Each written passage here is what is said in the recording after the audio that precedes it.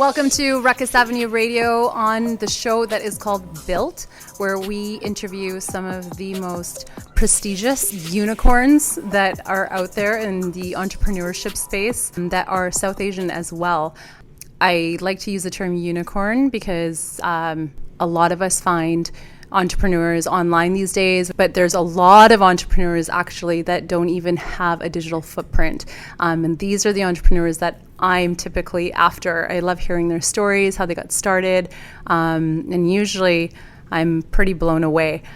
So today I want to introduce you to my guest, Ranbir of FUTUREZONA. We're sitting in one of his spaces, King and Bay in Toronto, that he designed. There's a lot to Ranbir, not just a designer. So we'll get into his story in a sec, but you're going to see some images, some shots of this beautiful space. And this is just, just a tip of the iceberg of where this guy's mind goes. Welcome to the show. Thank you. Thank you for having me. So entrepreneurship, usually, there's a story, there's a base, and then you get there, but then you just keep climbing, right? But usually on our success journeys, there's relationship, there's health, there's mental health, money, all those aspects. So all those different aspects we're going to touch upon in today's interview. Ready for that? Right, I'm ready. All right.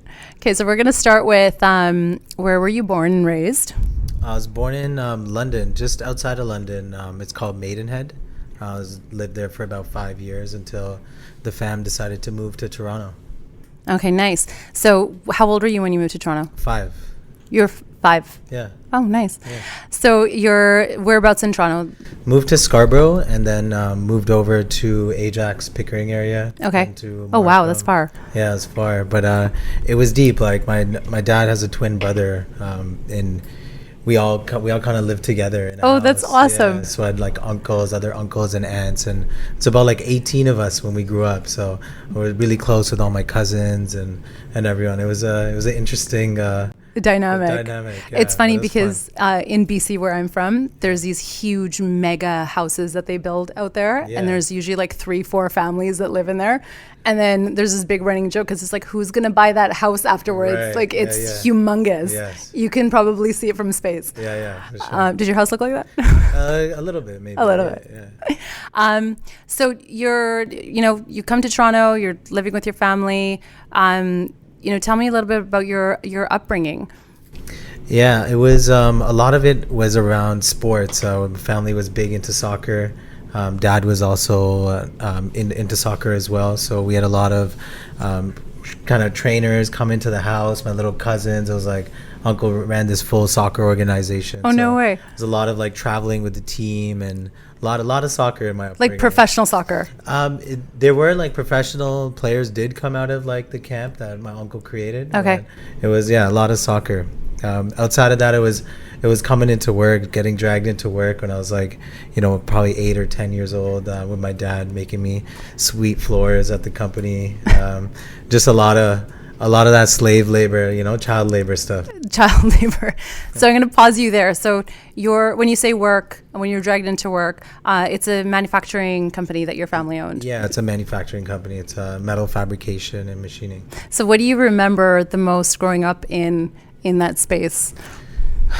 Being like not being able to do what I wanted to do, always just being kind of shut down. But one of my earliest memories was like going in and having to sweep the floor, so I swept the floor once. It was like a Saturday, and like I finished sweeping and I go to my pops. I go, I'm done now. I go, what should I do next? And I'm like, should I work on that machine? And he goes, no. He goes, you should sweep the floor again. So I was like, what do you mean? So I swept the floor again, and I came up with maybe a quarter of like the debris that I found the first time. Yeah. And he goes, see, look what you learned there. You didn't do it right the first time. Next time, do things right the first time. So I learned that lesson when I was about 8 years old. And all these years later, you're still talking about it. I'm still talking about it, and I think that's something that's resonated with me the most. Do you think a lot of people these days operate like that? I don't think so. Like it's, if I didn't have that example in front of me, I don't know where I would learn such a thing, So what else did you learn, growing up around, because at the manufacturing company, that's where a lot of your entrepreneurship skills came into play, Yes. design thinking, business thinking. What else did you learn, before things started to happen for you, which we'll get into? Well, I think another like fundamental thing as I was a child was, and this only came back to me a few years ago when people asked a similar question. My dad actually bought me an architect's drafting table, and he put it in my room, and I was like 8 or 9 years old. Wow. And so he'd open up like a architect house book, and he would say, add another garage or add another wing or something to this house, and I'd run up to my room, I'd sketch this thing out, like sitting there like an architect. I'm like 8 or 9 years old and drawing this thing, and then run back down and show him like what I did. Wow. So I think that thinking started super young for you. it started super young, and that's why I think, these places like this, kind of came about with those early skills of design, or just being put in front of like a situation and say, hey, figure it out. What kind of kid were you growing up? Were you a bully? Were you? No, I'm kidding. Were you a rebel? Were you a kind kid? I was pretty chill. I lived we lived out in the boons, up in Ajax. So it was like I wasn't in the city, like where all the kids used to hang out after school. I'd have to like take a bus back home. Right. So I just kind of grew up with my cousins. We would like play hockey. You struck me as a soccer, shy whatever. kid growing up.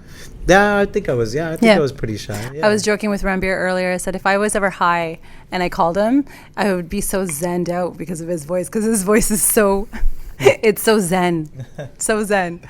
So usually shy kids growing up, from what I hear from the studies, the psychological studies, the shy introvert types are usually the artistic ones, Right. the creative ones, Right. where their heads are in the cloud and they're visionaries. What would you say to parents out there that have kids that are like that are the shy introvert types?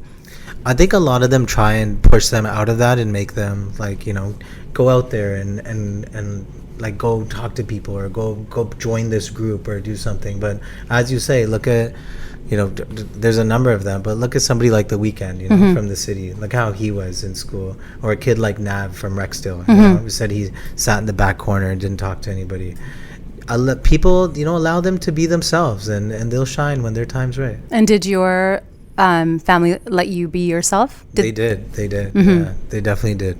And they encourage art and They all that. always have my back. Yeah. That's incredible. Yeah. So one of the stories that I love is, so you finish high school, you go into university, and in your first year, you're like, fuck this. Yeah. This is not for me. Yeah, I was like, what am I doing here? I already know how to drink. Like, I don't need to learn that. It's nothing that a textbook's going to teach me. And then I made a decision. What did you go into university for? For business, actually. Okay. Yeah, and I was reading textbooks and writing exams, and I was like, what am I doing here?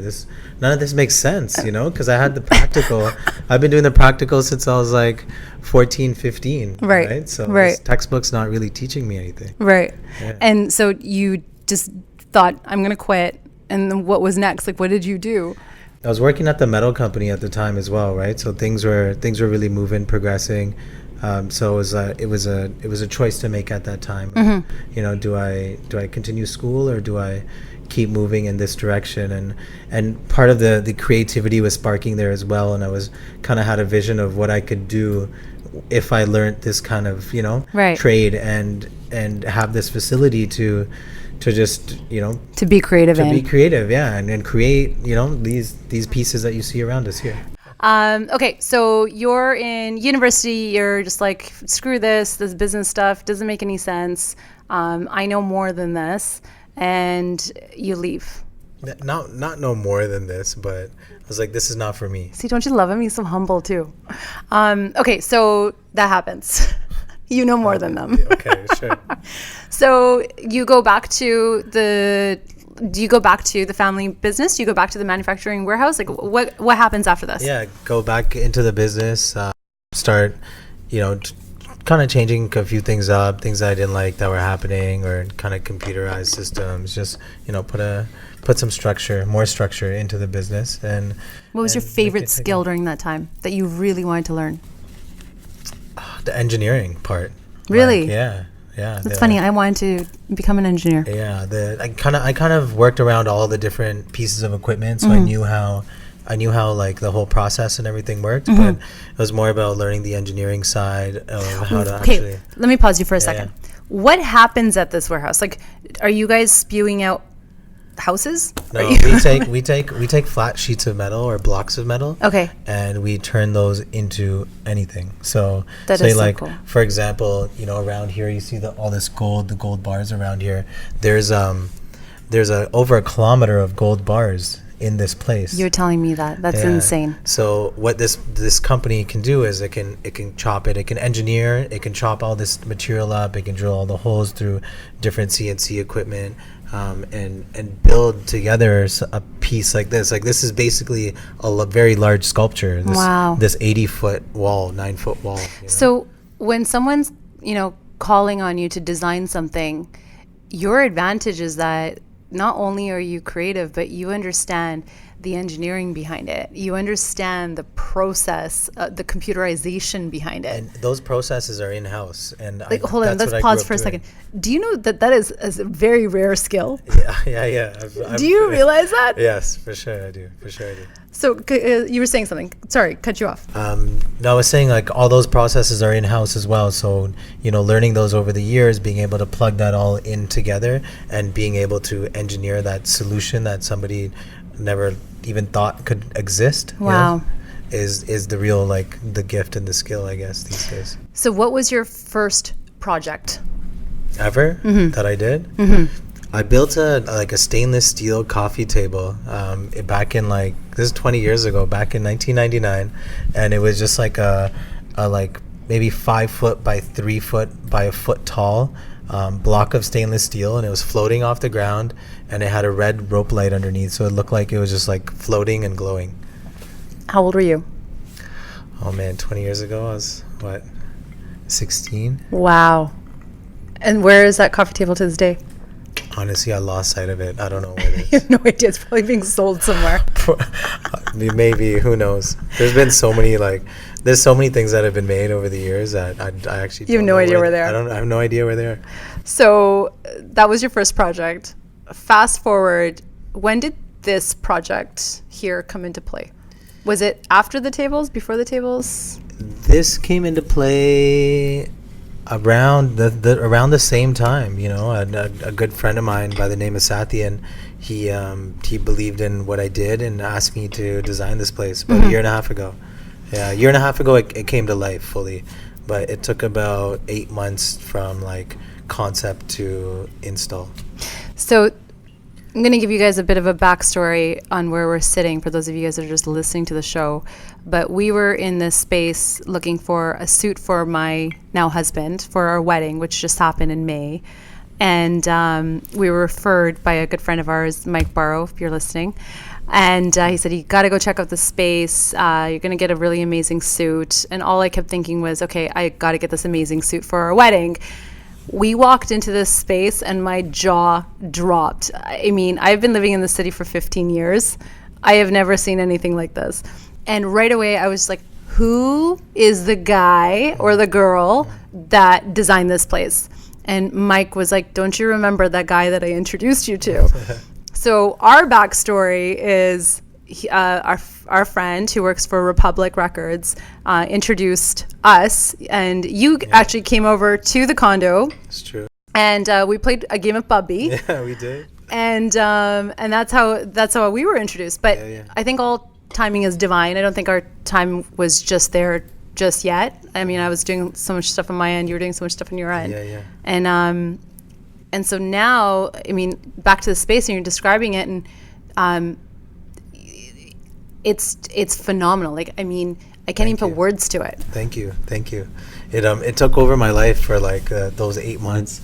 Remember, we had it was just crazy nights here, man, days and nights. And sometimes we'd look around and be like, what the fuck were we thinking? How are we gonna do this? But it just it came through. Were you thinking? I was definitely thinking. I had a vision of what I wanted to look like, and I knew that, you know, this stamp is going to be put on this place for a minute. You know, it's not just like it's going to be here for a day or two. It's not a pop up. You know, it's a full-time spot. This is an experience. Yeah, and it's in like the most expensive building in Canada. You know? Oh, really? Yeah. This is the most. Yeah. Oh, I never knew that. Per square foot. This is it. Wow. So it's like I really have to do something exquisite here. Your name definitely got stamped here. That's for sure. I think so. So one of the things in this place that I would say is kind of like your signature is that airplane coffee table over there. No doubt. So I want you. So for anyone listening to this on radio, definitely check out the video to this, because you want to see this place and you want to see the coffee tables. The story behind how this coffee table creation came to play is a good one. Can you walk people through that? Yeah, so I guess there's two different sides to the story here. One is a friend of mine, he bought a condo and he was having a housewarming party and he invited me to it, and he asked me to design something for his place, and I said, what do you want? And he goes, you're the artist, you tell me, what do I need here? Said, I've had this idea of this paper airplane coffee table for a little while now, and I've been thinking of making it. And he goes, can you sketch it for me? So I sketched it. We negotiated a price, and he went through with it, and like a month later I delivered it. So I delivered it and took pictures of it. It was like a paper airplane, but it was like a stealth bomber style, and he wanted it in like in white, like gloss white. Okay. So I was like, cool, we'll do what you want. You're the client, right? So I take pictures, deliver it, and I'm like, all right, now I'm like scrolling through friends and sending pictures. I'm like, buy some of these, Yeah. Like buy 1, buy 5, buy 10, You have an office, you have a conference, like do whatever. Hang them from the ceiling, do whatever you want. Now you're trying to sell them in bulk. I'm selling them in bulk now, right? Just because, once the engineering program is done, it's like, things can be replicated pretty easily. So I go reach out to Mike Barrow, I go, Mike, you toured around. Well, backstory to that is like a friend of mine, he's a music artist in the city, and I believed in him. His name is Lester, Moscow Noir. And we ended up starting a record label and signing him to it, and then we that's how we met Mike, through friends, connections. You know? We met Mike, and Mike signed him to his label, Two Tone Records. So we used to go down to New York. Like Mike showed us around Universal.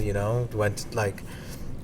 Mike's a dope guy, right? Yeah. So Mike took us around. Mike showed us what's good. So I reached out to Mike. I go, Mike, buy some of these for the office. Do you want to buy these in bulk? Yeah. I go, yo, let's buy 10. You guys got 7-story FBI building. Like, let's get it done.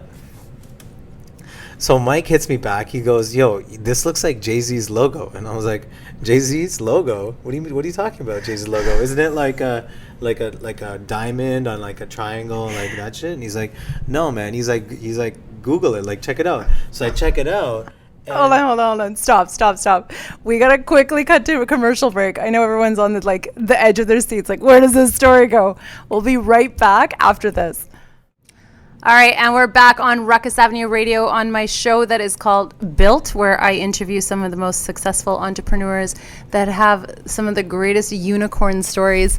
Some of these entrepreneurs you won't even find online. They don't even have digital footprints, which is what I love about these entrepreneurs that I do get to interview. Sorry, my drinks are flowing here. My words are starting to slip a little bit. But it always makes for a good story. So back to the logo that you didn't even realize was Jay-Z's logo. Got you. Yeah, I didn't realize, because as I was saying, it was a stealth bomber, right? And it wasn't like a paper airplane. So when I sent the images to Mike Barrow, he said, put an email together and I'll send it to my guy, David Wander at ROC Nation. So he sent it to David, and the next day I get an email from Joseph Barino, the CFO at the time of ROC Nation Records. And he was like, yo, we need this now. Like just like how do we get Straight it done? up, like just Yo, like pinged you and was like, we need this right now. Next day, like we need this. There goes your bulk inventory. Yo, we need right. We need this. Get like, how do we get it done? You know, kind of thing. Right. And I was like, I got you. And it took me a number of months to finesse it to a way to like convert it into. Because now you're on some deep stuff. Now I'm like, my mind is going nuts, right? And Wow. I'm like, yo, like it's gonna be, you know, like it's gonna be in Jay's office or Jay's label, right? So at this time, like you don't even know it's going to be in Jay's office. You just know that they want a table. No, meaning Jay's office, meaning like ROC Nation Records as a building. You Okay, know? got it. That's Jay's office. Got right? it. So I was like, it's got to be on a level that it will talk to him, Right. talk to his people. So it took me a number of months, and I ended up finessing it to a point where I thought it was presentable, because they were like, in their email, they go, just skin it for us, like, you know, like wrap it in vinyl or Right. whatever. And I'm like, No. okay, no, like, you know, FUTUREZONA is that's not our level. We don't do that, you know.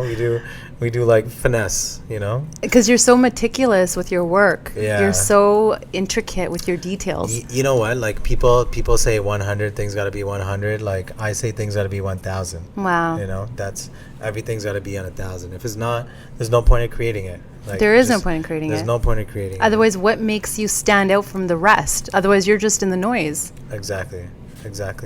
So this thing got made. I created a whole portfolio of different products of the ROC Nation brand, because I'm gonna walk into the CFO's office. So you haven't even walked into the office yet? No. It took 6 months, right, until Wow. I actually went there. But I rented a Tahoe, and I put this table in there. It barely fit. I drove down with, you know. How are you feeling at this point? Excited? Yeah, I was mad excited, right? But I was really excited because I had this like portfolio on me of other products. Wow. That I was like, you know, maybe I'll get a chance to pitch to somebody.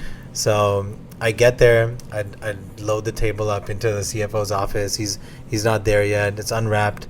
He walks in and he goes absolutely nuts, and he was just like, Jay-Z did, or the no, CFO. no. The Yeah, CFO. The CFO, Joseph Barino. He goes nuts, and he gets on the phone and he calls Emery Jones, and Emery's Jay's right hand man. You know, His best friend. His best friend. He writes about him. Yeah, he sings about him on Mad Tracks.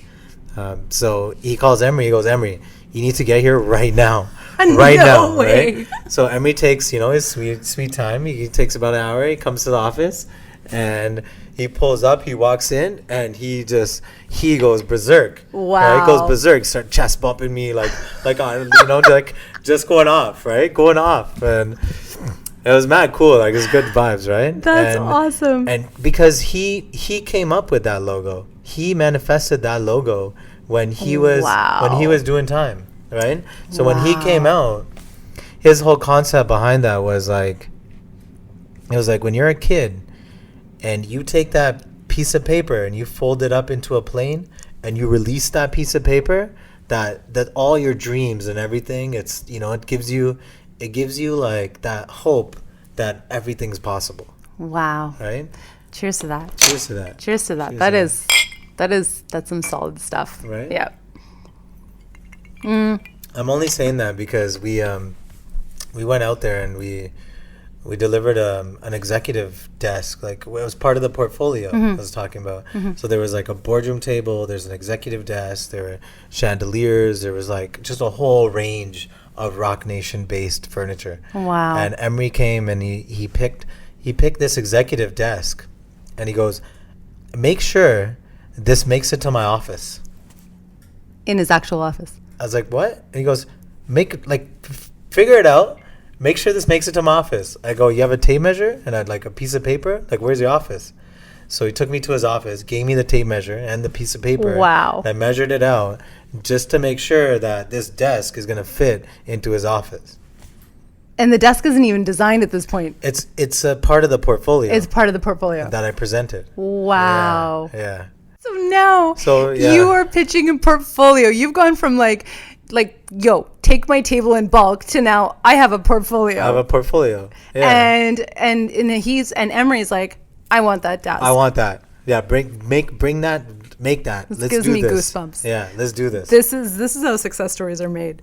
Okay, so now you've created his desk now. You've delivered it. It's delivered. It's in LA. Okay. You know, it's sitting at ROC Nation Records. And your friends are going crazy. In Emery Jones's office. Wow. Well, that was just like about a year ago, I think that happened. But they were out in, you know, doing the world tour of, you know, OTR. Did you get to meet Jay-Z?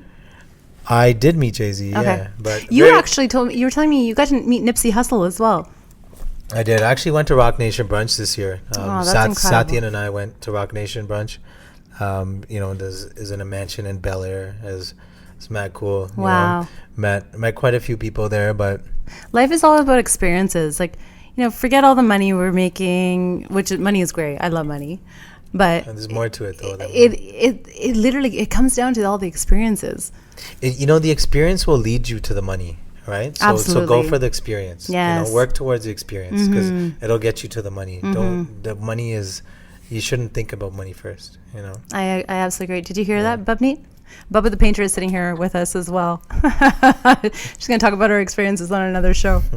So you went to Bel Air, you went to the mansion. Satyan, by the way, is also here, a partner here at King and Bay. Great guy, great guy. Okay, so you've done this table, and now. No, so we had a meeting. You're talking about Nipsey, but that's right. We had a meeting at ROC Nation. Thanks for bringing me back. Yeah, with Jay Brown. Okay. CEO of ROC Nation Records. And after the meeting, I was walking down the steps, and Nipsey Hussle was walking up the steps. And Emery Jones goes to him. He goes, "You know who this is?" And Nipsey's like, No, I don't." And he's like, "This is Ranbir Sidhu, you know, from Toronto, like my guy who does the sculptures and furniture. He did my desk." And Nipsey looks at me. He goes, "Damn." He goes, "You did that?" And I was like, "Yeah, man." And he's like, "Yo, you're gonna go far in life." He's like, "That shit is dope." I was like, "Thank you, my man." And he went up to his meeting, and I left ROC Nation. Wow. Yeah. How many months after that did Nipsey pass? Like a month. Yeah. What? That's a sign from the universe. Right. You better believe that. And I go into ROC Nation Brunch and meeting, like, you know, from DJ Khaled to Pusha T, Beyonce, Jay, like all. What were they all everybody. like? And everyone is mad cool, but Nipsey was the only guy who actually showed love. Wow. Like, actually, who came out and was like, I believe it. "Yo, you know." I believe it. So because he affected so many people in his community, and he was about the community. Big time. Yeah. So yeah, that was it was a big loss for the. Yo, for the Ranbir, culture, that's a know? sign. That's a sign. Yeah. So you've done the table. It's sitting in Emery's office. You've got to get to the Drake story. I think just like coming back to, you know, the city, you know, doing what I'm doing. It's not there aren't many people or I don't really know anyone else who's doing something like this. So I guess the name, you know, gets heard. You know, somebody's doing this interesting stuff, you know, in the city. So then somebody that I know through Drake's like camp, OVO camp, they approached me and was like, "Yo, like, you know, do you like you know, let's do something." So someone just heard, like, out of the blue, from the grapevine. They were just like, "This guy's back in town. We got to hit him up. Let's do something," right? And I was like, "What do you guys want?" They're like, "What do you got?" You know, we were talking about your journey, the Jay-Z, Emery, Nipsey Hussle. That's such a cool story. Yeah. And then, you know, eventually it goes into Drake and OVO, and, you know, the stories get grander and grander. But before we go into those stories, you know, I was thinking at the break that all timing is divine, correct? Yes. When you're on your journey and all the signs start to show up, you actually know you're on your journey. Like, you know that you are on the path that you are supposed to be on. For sure. Do you feel like that? I do. And you know what? I look up to my pops. Like, Pops taught me a lot.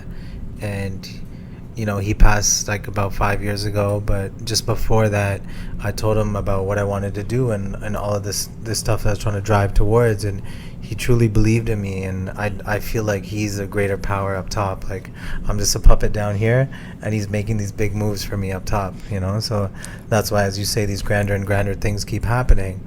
There's higher powers making these moves. It's a part of your fate and your destiny.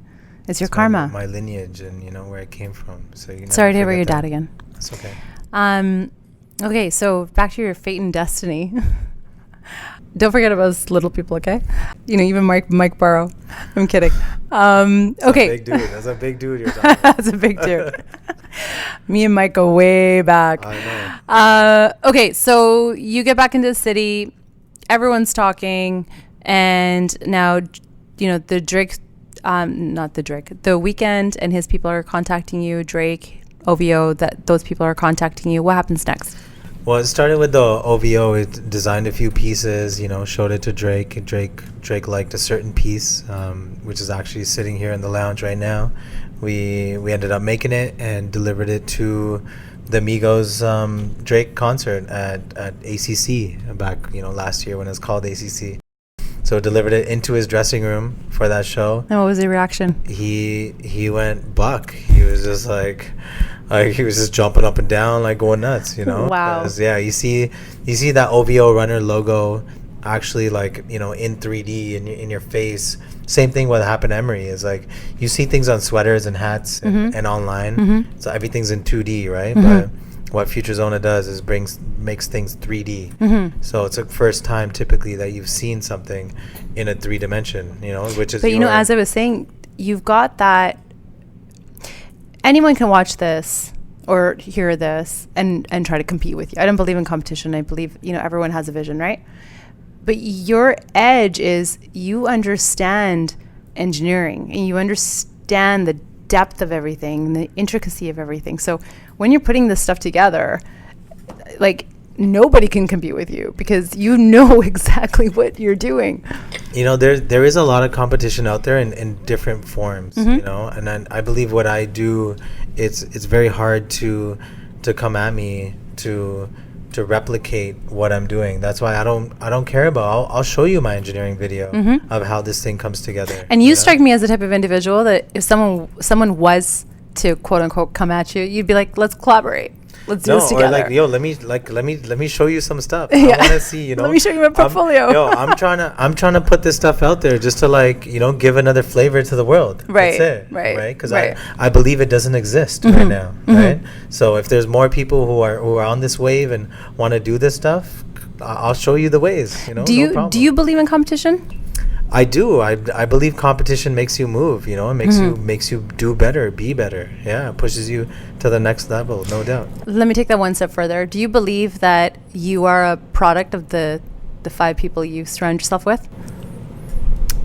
I think so, like in a certain way. I don't know if I would say 5, but I know there's a few that have really, you know, moved me to make me, you know, be who I am and do what I do. Yeah.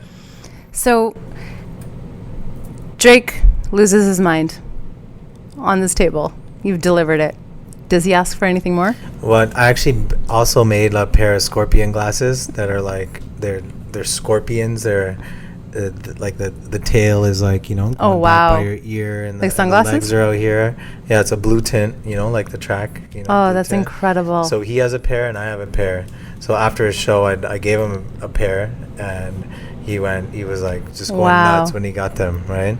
So now this table is actually getting delivered to his house real soon in the next couple of weeks. The one he just built in Toronto. Yeah, in Forest Hill, right? Forest Hill? No, you can totally tell him from BC because they say Toronto.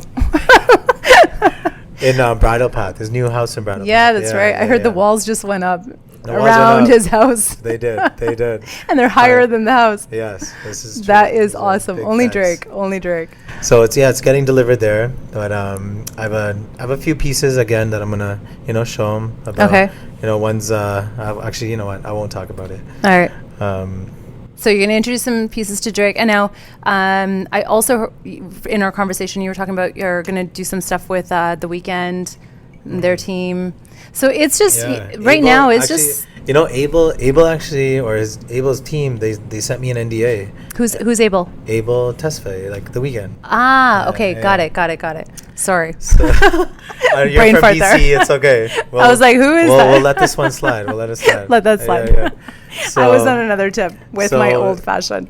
They sent me an NDA from, like, you know, Abel Tesfaye to Ranbir Sidhu, like person to person, not company to company kind of thing.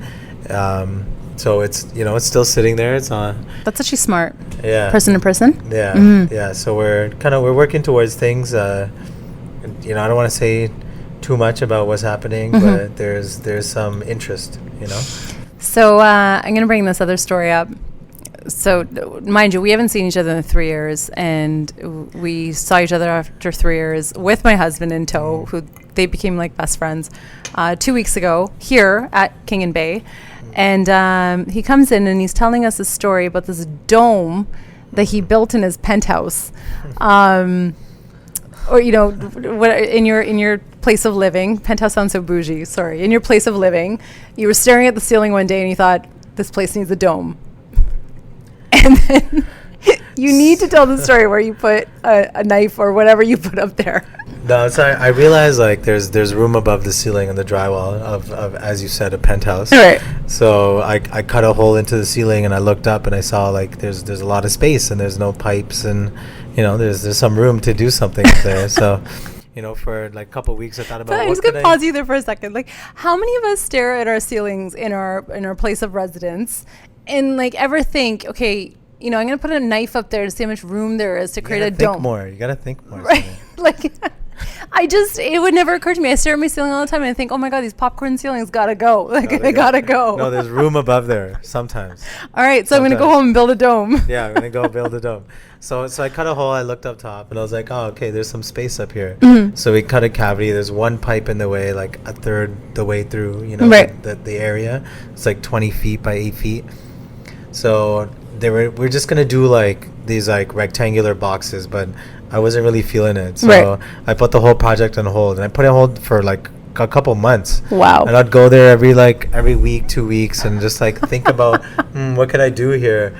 And I think part of my process is like things take time. People try and do things overnight. Yes. They're like, oh, I'm gonna do this tomorrow, or I'm gonna be successful right away. Steady. Things take a lot of time, and the process of like really doing intricate finesse things that are gonna last a lifetime do take a lot of time. So if I could give something back to the listeners today, take your time. Take your time. It's not a rush. Everyone's posting everything on Instagram these days, like coming soon, launching soon, working on something, cooking up something. But it's like, no, hang on, hold your horses. It's brewing, but I love when people are working quietly behind the scenes. Exactly. And then they've got something to show to the world, right? Yeah. I'm gonna come back right after this break. Unfortunately, we do have to take a break. But there's more to this dome. It's not just a dome. It's not just any dome. We'll be right back. All right, we're back on Ruckus Avenue Radio on my show that is called Built. We were talking about your dome. We're talking about the dome. But before we go into the dome, do you believe in luck? Big time. You do? Yes. Do you think you're lucky, or you think you're just on your journey?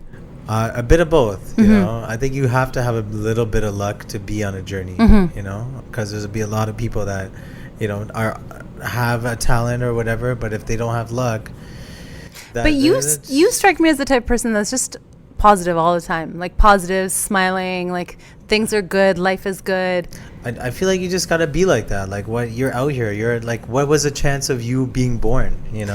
Like, exactly. Right? You What's won the percentage? fucking universal lottery of being born. Exactly. 100%. So why are you mad? What are you doing? Right? You're out here. But because you're positive and happy, and you're just like, your outlook on life is like, it's okay, like day in, day out, let's just keep grinding. Don't you think that is law of attraction? Like, you're just constantly attracting the good because you're just constantly on this positivity tip. I think so, and I think that's why I've been, fortunate of the people who I've met and the path that I'm on. It's just putting out good vibes, right? Good vibes bring good vibes. Yeah, I agree. So your dome. No, I don't. I'm gonna make this quick because there's a particular story that he shared that I want to get to that one a little bit quicker. Okay, so he builds this dome. You guys heard the story. He cuts a knife through it, and now the dome is done. No, hold on. So let me backtrack. So I cut a hole in the ceiling. I looked up and I was like, okay, there's this room in the ceiling. Okay. I was like, I want to make something in there. So I was just gonna be rectangular boxes, whatever. So I'd come back over like weeks and weeks and weeks and look at this. Okay. And finally, I was like, I'm gonna do this elliptical dome, like an egg-shaped dome. I was like, how am I gonna do this, right? So I just sit there and Challenge I think, accepted. and I'm thinking, yeah, challenge accepted. And then it was basically like, let's create like metal like slats every foot and then connect them together through like brackets. And then like through engineering raise a spherical like egg into the space until it hits a constraint. Right. Extrude it all and there's your shape. Wow. Laser cut all that, install it, and now that's your platform to mount your drywall. This is, by the way, how his brain runs on a regular basis. This is not just a conversation. Yeah. So this is Ranbir on a regular. So now the dome is there. The dome's all drywalled. It's plastered, everything, and now I've hired an This artist. is where it gets really good. Laith Hakim, my guy, is coming through for 6 months. He's gonna paint a mural. You actually built him a chair. Yeah, I built him a chair now that's gonna like raise him up and lower him as he pleases, moves him around. It's like the new like scaffolding, you know. It's like the modern day like Michelangelo, my guy. I was just gonna say, Laithangelo. You shout out to Laithangelo. You hired the modern day Michelangelo. I did. And I want you. You need to take a documentary of this. We're actually doing like the Sikh warriors from back in the day. Wow. Who, you know, fought all our battles in the dome. And they are the guys in the dome. It's a whole story on like of Sikhism, where it came from, where it is now. Oh my God! Don't even get me started on Sikhism. Like that's a whole Bahadur, other show Singh, story. You know, all the guys. That's incredible. Yeah. I love that you're doing that. Yeah, love that. Mid 2020, it'll be done. Okay, so maybe you can come and take off my popcorn ceilings and do a mural. You've been staring at those, so yeah. No, it's time we move. It's time we move. We got you. Okay, so there's this one particular story, and it completely blew. I was actually on the floor. Well, not literally on the floor, but I had to take a step away because I'm like, who is this guy? Things just keep happening to you. Your story about the art painting that's in the bloody ROM in the museum right now. This is a crazy one. So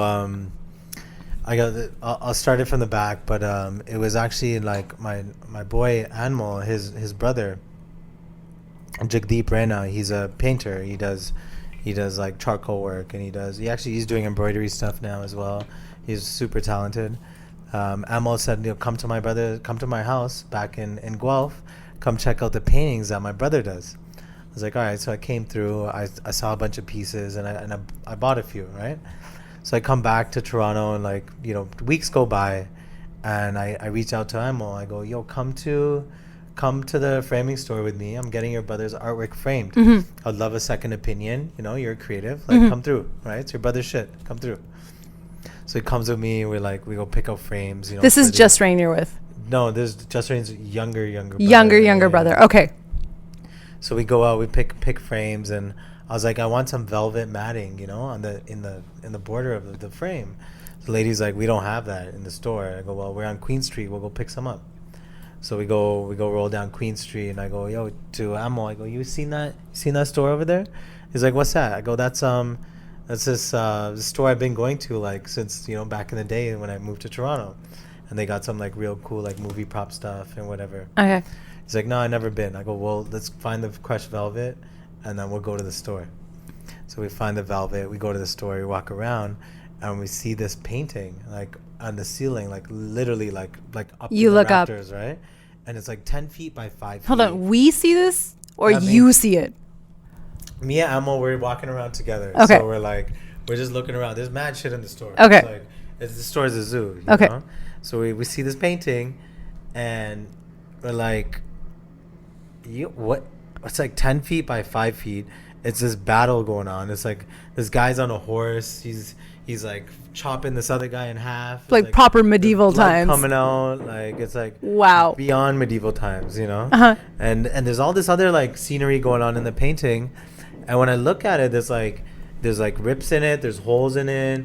And I look at the back of it, it's on this like crazy like brown like almost like pigskin style canvas. Wow. And I'm like, this shit's gotta be old, It's just gotta be mad old. Right. So I talked to the owner and I go, yo, like how much is that? And he's like, that's not for sale. Uh-huh. And I was like, what do you mean? Like, this is a store, you know? It's like, is this a museum or a store? Right. He's like, sir, I said it's not for sale. I was like, all right. So I walk around, I come back, I look at it again. I go, so like, what's the price? He's like, yo, my guy, like, this is not for sale. I told you, right? Uh-huh. So I was like, all right, cool. So I was about to leave, and something like pulled me back to the painting. Uh-huh. So I go back to it, and I look at Intuition. I look at it for another like 5 minutes, and I'm like, yo, this shit's got to be something, Right. you know? Right. So I go to the guy, and I was like, yo, like, you know, like, how much do you want? You're not stopping. I'm not stopping, right? And he looks at me, and he's like, this guy's not stopping. Like, Right. what the fuck, you know? Right. So he's like, how much you got? Uh-huh. And I had some money in my pocket to pay my boy for his brother's painting, Uh-huh. right? So I go, I got X amount, you know? And he's like, okay, show me. I go, it's close enough. Because you know, most it's people here. don't even have that type of money on them. So I pull this money out of my pocket now, right? And I show it to him. He grabs it. He counts it. He looks at the painting. He looks at me. He looks at the money. and he grabs a ladder. He takes the painting down, right? Now the painting's mine. I walk out on the street on Queen Street. Wow. I unroll this 10-foot painting on the sidewalk. I make a video of it. The next day, It's like Jay-Z's song. Next day, yeah, Dumbo. Yeah, Dumbo. The next day, I meet up with Lath. I go, Lath, check this shit out, right? It's in my trunk now. I unroll it in this parking lot on Queen Street, like gravel parking lot. I go, look at this shit, and he's like, dude, what the fuck? What do you like fucking Indian Jones out here? And I'm like, yeah. So we take this video of the painting into the ROM. You took it into the ROM? No, we took the video into took the video, okay. And we're like, yo, I think we found some shit and we need to talk to somebody. You know? Like, give us somebody to talk to. So they like give us this lady's number with her email address, whatever. Right. I send her email and she's like, okay, we'd love for you to come in with your painting to the ROM. Right. So I go to the ROM and they have this like table set up for me and like a bunch of people, and I unroll it and they're like, their jaws dropped. They're like, how the fuck do you have this painting? This lady's like, I've been looking, like I went to Iran in the 70s to find this painting. No way. Or a painting like this. And basically they didn't let me leave the ROM. I love this story. No matter how many times I hear it. They didn't let me leave the ROM with the painting. Like the ROM still has a painting. They still have the painting. They have it. So you obviously got a payout. I have like a receipt that says I own it and they have it, and we're in negotiations about what's gonna happen with this painting. Good answer. Okay, so we just finished the ROM story, which is incredible, and we were just talking during the break, Bubba the Painter, Sathian, how we're gonna follow up and go to the ROM and do a whole vlog on it and be like, whoa, be coming soon. It was here. Be coming soon. Okay, because this show is, it revolves around success journeys, relationships, health, and I can ask what's next for Ranbir and all that stuff, but you're single, correct? Correct. Is a relationship important to you at this point in your life right now? Not right now, no.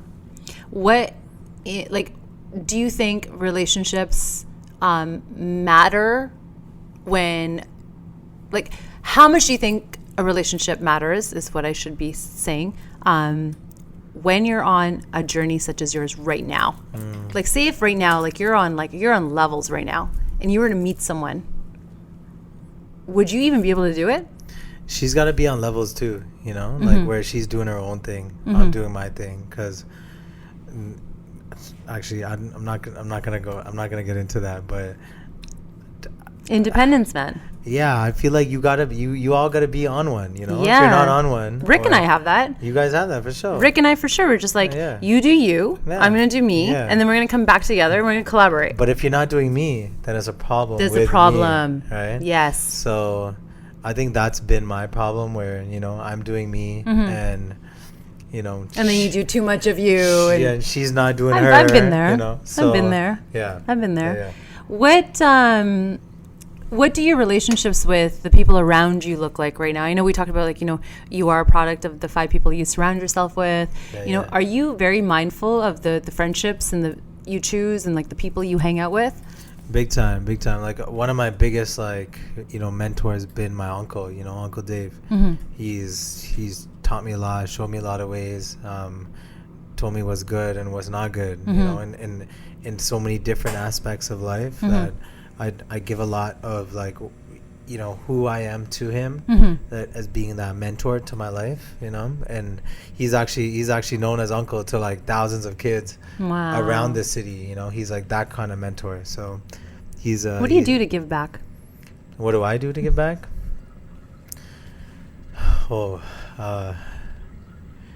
See, there's that heart of yours. I feel it. There's like, I've been brought up with giving back, like, that's how I was raised. I was raised to give back. Like, even a story about Moscow Noir, like the artist, that was my way of giving back. My dad, my uncle, they've shown me of giving back to the village back home. Giving back is when you are you yourself the most. Yeah. Like, my family put a sewer system in the village of 10,000 people and back in Punjab, where only 5% of villages have underground sewage.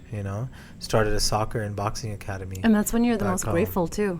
Like, when I went back, when I took my dad's ashes back, there were 400 kids, like, throwing flowers at me, showing love and respect to what my father did. So I've been brought up in a really blessed way, where I've seen a lot and I've learned a lot, and I've been taught, that the real fruit of life comes from giving back. 100%. Like, you can make all the money in the world. You can park Lambos and Raris in your driveway all day. That doesn't matter. It's not gonna do nothing for you. No. Not gonna do nothing for you. No. So it's like, how do you when you're gone? What did you do to this world to make this world a better place? And you saw that's what matters. That legacy of your father's firsthand. My father he's a legend. He's a legend. Wow. Like, still, like, I'll get picked up by an Uber driver and he'll see my name and he'll be like, "Tu Ajmer da munda?" Aww. Meaning, "Are you Ajmer son?" I was like, wow. Yeah. It goes deep. That is legacy. It goes deep. That's legacy. Yeah. Wow. Yeah. Dr. Joe Dispenza, have you heard of him? No. You have to read his book. It's quite incredible. But long story short, he has this thing where, when you're giving back or you're in that state of gratitude, or when your heart is so full, you get a heart on. Get it? Heart on? Yeah, you get a heart on. Because your heart is so full that it's about to explode within you. But that's actually where you should be starting from. So in the morning, when you do your gratitude list or you go through the things you're grateful for and you get a heart on, that's when you should be starting your day, because you know exactly why you're living and why you're here on earth. Yes. But that's incredible that you do that. What are your morning rituals, if you have any, or do you have any sort of, like, meditation habits? Or you know what, today, actually, I don't know what it was with today, but actually I woke up today, I went to the gym first thing in the morning and I did cardio. I did, like, I did a mile run, and then I did 1,000. Is this new for you? It's very new. There's, like, really? And then I did 1,000, like, skips. Like, I can skip like a boxer, like, I get into it. So I did 1,000 skips. Wow. Okay. But I don't know what got into me today. That I'm like, I'm gonna do this. He knew he was gonna be on the show. I was gonna be on the show. I don't know what it was, but I've been working out with a trainer, Taj, for like a year. Right. And he's always like, "Yo, show me that you want it. Show me." He always says, "Show me that you want it." Right. And I never showed him that I want it. But today I made the video and I showed him. I go, "Yo, I want it. I want it. I want it. I want it." Working out isn't even just about the physical. Like, yeah, the physical, it looks great, but it becomes a mental habit, becomes a mental game. For me at least, I use it as my meditation in the morning. Like, I can't go without it. If I go to a day without going to the gym, I feel like You go every day? Every day. 7 days? Every day, 7 days a week. Wow. even if it's just to go work out or like when I say workout, like lift weights. Did you compete before? Like, yeah, I've done 4 competitions. Okay. But this show isn't about me; it's about you. I could ask questions too. Come on. Yeah, you can. That's a good guest. You know, you're with a good guest when he has questions back. But so how do you feel after the cardio session? I felt good. Like I do it once in a while. Like I play a little bit of soccer. Like, you know, I play squash as well. But are you gonna do it again tomorrow? Depends how tonight goes. I don't know. Yeah, we'll see. We'll see. But you know, I said, you know, 2 times a week I'm gonna do it. I'm trying to, like, you know, shed a few pounds. That's a good start. Yeah, that's a very good start. Yeah, trying to take care of this body. You know. Do you go to like the Godora or anything, or any sort of meditation practice? I go on big days. Like, it was Guru Nanak's birthday. You know, 550th birthday the other day. So, you know, I went through. I, you know, paid my respects. Right. That's, you know, it's a founder of Sikhism. Yeah. Right? Oh my God, don't get me started on Sikhism. That's a whole other topic. Yeah. Babu the painter is going to get involved in that one. I'm ready. Babu, let's go. Let's get into it. All right, for those of you guys that want to know more about Ranbir Sidhu, you can follow him on @FutureZona on Instagram. You don't have a website, right? I do, yeah. You do? FutureZona.com. FutureZona.com. Yeah. His Instagram is very intriguing. I love it because it's so modest. That's the only way I can put it. Like, it's so modest. But thank you so much for coming on today. Yeah, I really appreciate it. No worries. Thank you for having me. And as always, you guys can follow me on Instagram. You can visit my website, YouTube, all that great stuff. Thanks for checking in.